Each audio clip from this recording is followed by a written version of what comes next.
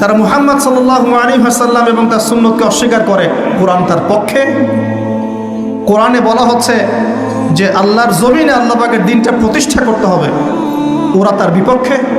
এই সমস্ত কারণে ওরা কোরআনকে জ্বালিয়ে দিতে চায়। এখন কোরআনে কখনো বলা আছে নিরপরাধ কোনো মানুষকে হত্যা করতে হবে? এইরকম একটা কিতাবকে তারা কেন পোড়াচ্ছে? এই শুনে কতগুলো ওয়াজ মাহফিল শুনেছেন, কয়টা প্রশ্ন শুনেছেন? সমস্যা আমাদের মধ্যেও, সমস্যা আপনাদের মধ্যেও, সমস্যা অডিয়েন্সের মধ্যেও, সমস্যা যে স্পিচ দিচ্ছে তার মধ্যেও। আমরা কেউই পারফেক্ট না। আমরা সবাই আমাদের জায়গা থেকে খেয়ানত করছি।